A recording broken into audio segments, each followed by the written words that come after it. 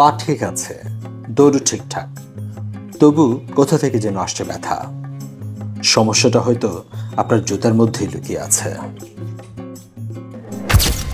জুতা উপরে দেখতে ভালো মনে হলেই যে এখন ঠিক আছে সেটা ভাবার কোনো কারণ নেই।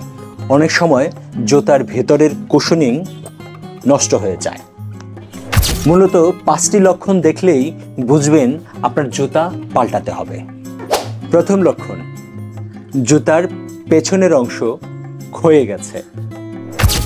দ্বিতীয় লক্ষণ, জুতার ভেতরের কুশনিং একেবারে দেবে যাওয়া বা নষ্ট হয়ে যাওয়া। তৃতীয়ত, পায়ের কোনো জায়গায় হাঁটুতে বা গোড়ালিতে ব্যথা শুরু হওয়া।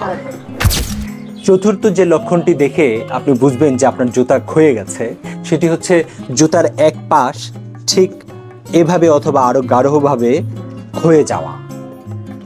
5 নম্বরে যে বিষয়টি খেয়াল রাখতে হবে সেটি হচ্ছে আপনার মাইলেজ। আপনি কত কিলোমিটার দৌড়েছেন?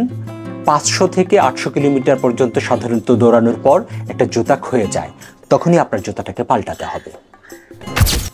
সুতরাং একজোড়া নতুন জুতা নিন এবং ইনজুরি মুক্ত থাকুন। Happy running.